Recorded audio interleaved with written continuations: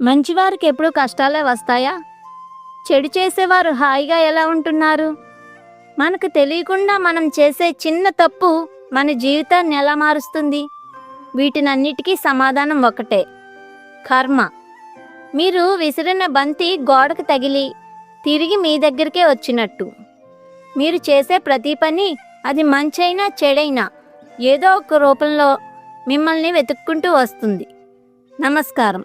Pure soul తెలుగుకి స్వాగతం. మహోన్నత గురువుల బోధనలను, జీవిత సత్యాలను తెలుసుకునే మన ఈ ప్రయాణంలో ఈరోజు కర్మ సిద్ధాంతం వెనుక ఉన్న రహస్యాలను శ్రీకృష్ణుడి బోధనల ద్వారా వివరంగా తెలుసుకుందాం. చాలామంది కర్మ అంటే కేవలం శిక్ష అనుకుంటారు. కానీ కర్మ అంటే పని లేదా క్రియ. మనం చేసే ఆలోచన, మనం మాట్లాడే మాట, మనం చేసే పని, ఇవన్నీ కర్మలే. శ్రీకృష్ణుడు గీతలో అంటాడు, ఈ సృష్టిలో ఏది ఊరికే జరగదు. మనం భూమిలో ఏ విత్తనం నాటితే అదే చెట్టు మొలుస్తుంది. మిర్చి గింజ వేసి మామిడి పండును ఆశించలేం కదా. అలాగే ఇతరులకు బాధనిచ్చి మనం సుఖపడలేం. మనం ఈ క్షణం చేసే ఆలోచనే మన భవిష్యత్తుని నిర్ణయిస్తుంది. మన శాస్త్రాల ప్రకారం కర్మలు 3 రకాలుగా ఉంటాయి. వీటిని అర్థం చేసుకుంటే మన జీవితం మీద మనకు అవగాహన వస్తుంది. మొదటిది సంచిత కర్మ. మన గత అనేక జన్మల నుండి పోగుబడిన కర్మల నిధి. ఇది ఒక పెద్ద స్టోరూమ్ లాంటిది. రెండోది ప్రారబ్ధ కర్మ.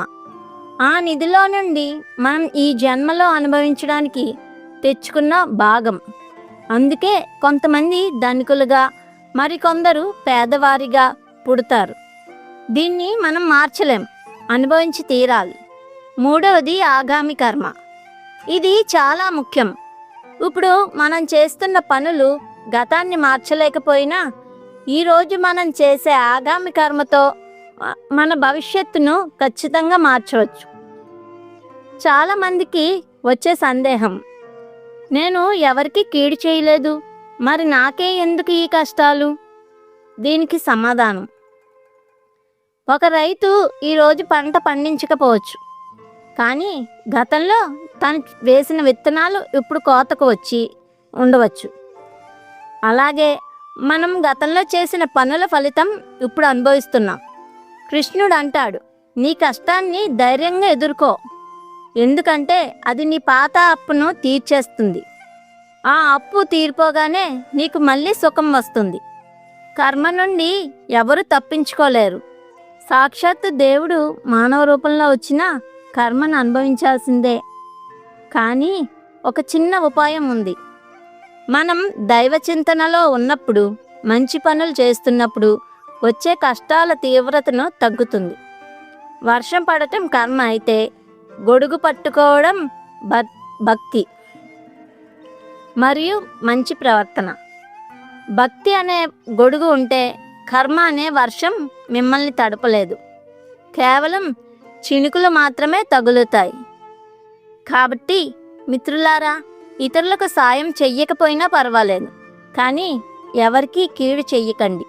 మీ నోటి నుండి వచ్చే ప్రతి మాట, మీ మనసులో కలిగే ప్రతి ఆలోచన ఒక విత్తనం లాంటిది.